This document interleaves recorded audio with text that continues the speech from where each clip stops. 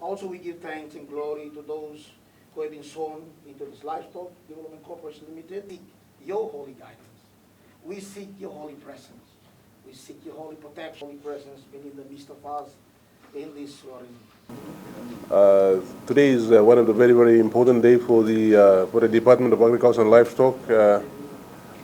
We are the Livestock Board, as per the directive from the Prime Minister and from the Minister for the Agriculture and Livestock. We have now sworn the LDC Board. This is a way forward because when we look at it, the nation's livestock activity has drastically scaled down. Over almost about 10 years. The board was not in place. The last time the board did was in 2010. Until now, it's about almost about 10 years that the board was not in place, and the agriculture, so the livestock activity was in a disarray. It was not in order. Everything was all over the place, and the government has given a lot of money to the Livestock Industry Corporation (LDC) board. Not the board, but the LDC, and the money has been squandered, and there you cannot see any of the results to date now. At the time that I took office as secretary of the department, and the MD was appointed as the acting MD for the LDC. But we are very thankful that we've been very optimistic. We have been working around the clock. We've worked very hard. With the Minister, Honorable John Simon, who's very fascinated about the livestock industry across Papua New Guinea, and I think we have taken back all our assets as per the directive from the Prime Minister, Honorable James Marabe, who is also passionate about agriculture, because the Prime Minister also knows that the agriculture gave independence, political independence to Papua New Guinea, and agriculture today, and agriculture is here to give the economic independence to Papua New Guinea. Because more than 85% people of Papua New Guinea entirely depend on agriculture for their daily sustainability. And also, we have more than 96% of the land is owned by the native. Unfortunately, about only 10% of the land has been utilized for commercial production. Otherwise, the vastness of the land is lying idle, that yet to be utilized. So we are thankful that the board is in place now, and we are sure to Marabe government that we can be able to deliver. We will work around the clock to make sure that now that we have taken back all our assets, all our land, starting from Baya River to Ati, to Goroka, Eastern Islands, to Moro Bay, Arab Station, we took them back. Manifu, we took them back. Jugru, we took them back. In the Civic Plains, Urimo, we took the land back. We're going to increase livestock activities over there. There are a lot of things that we are trying to do now. We are now working on there's a joint submission now before we'll go before the NEC, is for the establishment of the quarantine facilities in Roku. That is to an Australian standard, because we are planning to bring in about 2,000 cattle every month in from Australia to be slaughtered in Papua New Guinea. And also our abattoir in 14 Mile has been, is now, we have a partnership arrangement with the Taylor Pacific, and they're now, right now as I speak, they're working on abattoir at 14 Mile to an Australian standard, so that Australian cattle will come to Roku and then all the way to there for the slaughtering. Because Australians are more concerned with the animal, and they watch animal where they are going and stuff like that. So that's for slaughtering to sustain our domestic market demand, particularly here in Port Moresby and other parts of the country, as well as bringing in stock to restock our rundown stations, starting with Launa Kalana there, and then we'll move on. We have, as I've said, we bought a Land Cruiser for the Jugru Ranch up in Goroga Ungaibena district in the Eastern Islands. Last week we gave another Land Cruiser to Arab Station to beef up the livestock activities there. We got very shortly we'll restock there and undertake a breeding program there. We have also bought a car for Launa Kalana in the southern region. We have got 4,000 hectares over there, and we're also working on the livestock rehabilitation activities there, which some of the activities in detail will be given by the MD who is here. We are very thankful that the government also has confidence in us, and we want to assure the government, this board will assure the government that most of the people call Department of Agriculture and Deadstock, but now we are going to call it Agriculture and Livestock. So as me being the chairman of the LDC board, I am going to, with my board, we're going to work around the clock to make sure that all the funds are being well utilized and well for the activities that is intended for. Yeah, thank you very much.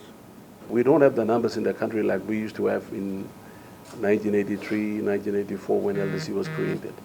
Around that time, the numbers were 150,000 plus. And so due to neglect and problem mismanagement or inconsistency in funding support from the government, things did not work out right in those days for LDC. But we have now managed to stabilize the organization with the appointment of the board, which has now been sworn in today by the magistrate. And so we are looking forward to getting this organization back on track and give it the credibility that it deserves and which it has been missing for the last more than 5 years. Gain some momentum in actually restoring confidence to our organization. As I speak, we have actually now refleeted all of our stations that we have taken back from the Sepik to Morobe, to Eastern Highlands, to Central Province. We are also now thinking of going to do the same in a new year in the Hub Islands, that is Jawaka and Western Islands. So we would like to advise the nation that we are interested in feeding our citizens. Our citizens must be fed with wholesome food, not only just crops, but livestock products. Because we need to make our citizens healthy. They need to have access to affordable protein. Right now, I am seeing that in the restaurants and everywhere else that you and I go, beef cuts are sold at a premium price, beyond the affordability of the average citizen in the country. And so that is something that we are looking at addressing. And Minister has made it very clear to us that when we were sending this agreement with this private investor who has now taken on board the abattoir facility at Tiaba to bring in live cattle from Australia, the Minister told him, if you are going to make meat products affordable to the citizens of this country, then you have my approval. You must also make sure that these meat products are easily accessible. Farmers in the village or people throughout the country must be able to access these meat products. So this gentleman, he said, yes. He said, all that you want me to do, I will do it, and maybe I'll go beyond that. So we are looking forward to the time when restrictions placed on movement of people between international borders are lifted, so that our agreement with this company can proceed, so that we can bring in 2,000 heads of cattle every month. And these 2,000 heads of cattle coming into this country every month will take care of 8,000 tons of beef. Now, the import of beef into this country, as the Minister and Secretary have pointed out, is 14,000. So we will still have a deficit. That's why LDC needs to play a leading role in not only taking stock of all its assets and putting a perimeter fence on all its land, but we need to actually go into an aggressive breeding program that will help to beef up our numbers on the ranges around the country. So we are excited about this, and we are ready to roll. This year was Juguru cattle range in Eastern Highlands Province in Dongebana district. It was in 2014 a decision was made to transfer this ranch to the custody of the Coffee Industry Corporation. But coffee and cattle, they are totally different commodities. Actually, if you put cattle in a coffee plantation and you come back in the afternoon, all your coffee leaves will have disappeared. And everything would have been actually, animals just go in there and they wreck the place. So it was a bad decision, which the Prime Minister has corrected by directing us to take it back. And so the Minister was able to take back, or direct us to take back, and we have taken back the asset in Juguru. which used to have about 500 cattle when I left. It now is about 200. We can actually beef up the numbers to more than 600 on the ranch at any one time. We have also taken back Arab. Arab is, if you are driving up and down the Highlands Highway, if you pass the Arab Bridge and you are driving towards the Highlands, you will see on the left-hand side, that's our property there. We have put up a signboard. We have actually put up signboards all around the country where LDC has properties on. So if you are driving up the highway in the Civic or in Medang or in Leh or in the Highlands, we have decided to put the signboards by the side of the road so that it can tell the people that we are actually back home. So due to neglect due to management and political interference, these things have not been working out right. So that's why the new arrangement now is LDC wants to partner with the provincial governments. It also wants to partner with the district development authorities and the landowners and anybody else who is willing to invest in the livestock business, they can come to us. We have the land, we have the energy, we have the drive, we have also the resources to actually partner with them. So in the event that there's a change in government or there's a change in management, LDC will continue to stay. So cattle, our folks out there who are depending so much on meat production, especially beef, they will not miss out on anything and they will not be fed with garbage. They will be fed with wholesome beef that is good for them so that they will continue to live healthy, happy lives. Our provincial government in our country, that's ECPIC, provincial administration. Yesterday I was in Goroka and the Eastern Islands Provincial Administration is also coming on board. They say that LDC, you have a lot of land in Goroka. Why can't you come and partner with us? And I told them, that's why I'm here. I'm here to work with you. So when I am dead and gone, the LDC remains and the provincial government remains, and so they own this business. It's about time provincial governments and district government authorities participate in commercial activities. That is provided for in the Constitution. We're not doing something that is illegal, and we are doing everything within the confines or provisions of the law. So we are looking forward to partnering with Jiwaga Provincial Administration to develop Confirm. We're also looking forward to partnering with Western Islands Provincial Administration to develop the Baya River cattle ranch. We're also looking forward to all the other provincial administrations around the country where LDC has businesses on or properties on. So sustainability and taking ownership is something that we have not been doing, so we want to do it now. I mean, it has not been done in LDC's management, so we want to do it now. So we are not just talking, we have actually done some things already. You see, it's like, okay, if somebody wants to, like what we have done with the Tiaba project, because it is 35 hectares, and he wanted to lease our property. He actually, first of all, he wanted to go into a joint venture arrangement with us. And I asked him, how much do you bring to the table? And he said, he gave me a figure. I said, okay, I'm going to do a valuation of my property and I'll tell you how much I'm putting on the table. And he realized that the arrangement was not going to work. So I said, okay, what's going to happen now is I'm going to lease the property to you. But not all of it, but just a certain portion for 5 years. So it can be leased. We can go into joint venture where LDC owns a certain percentage and the investors or the provincial administrations or whoever is willing to partner with us can own a certain percentage in the shareholding.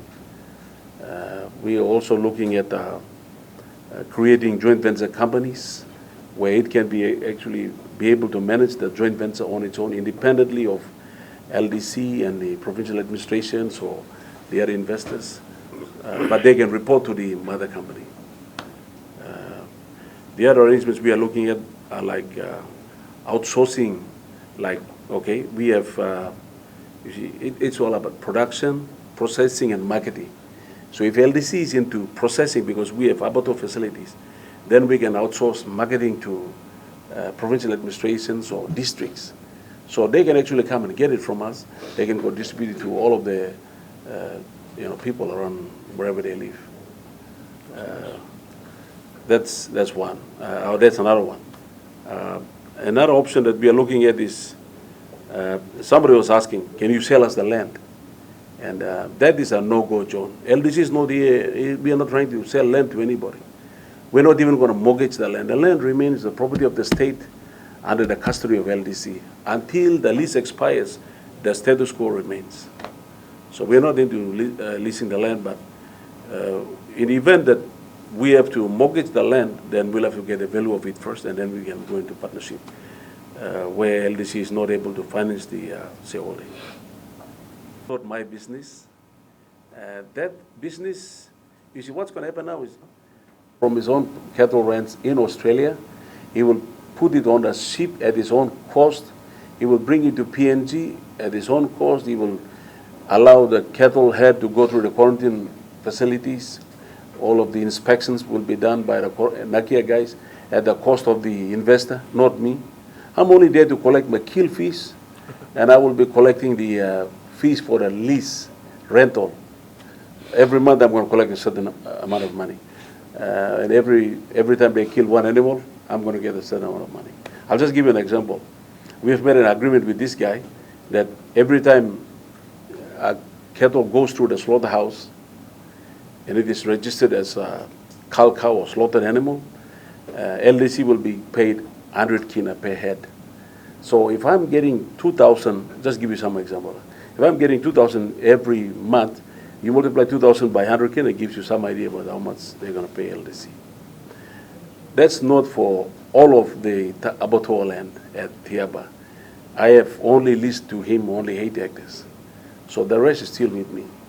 So I am calling everyone who is interested in doing livestock business to come to LDC with open arms. I'm here to help. I'm also calling upon all the farmers around the country who have cattle on your land. You can now come to me. I don't want to support paper farmers. I'm echoing the calls of the Prime Minister and the Minister. If you have a paper project, if you have a proposal, you bring it to the bank. The banks will help you. But if you have cattle on your property, in your backyard, you come to Livestock Development Corporation. We are here to help you to increase your head. We're also here to support you to make sure that your business is picking up well in the area of cattle production. So From Australia for slaughtering and sustaining the domestic market demands, you're welcome to do it. Because we'll have the quarantine facilities over there. We've got a Putuaya. You're welcome. Anybody can do that. You can go to Australia and link up with the Australian cattle farmers and bring in cattle, because now we'll have the protocol in place. Having the protocol in place is one of the very, very important things that we want to do, so that it's good for Papua New Guineans. So, I mean, that's a way forward for the LDC and also for to sustain the domestic market demands for beef that we have right across Papua New Guinea.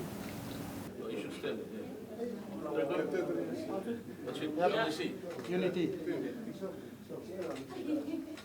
Okay. Thank you. One more year, look.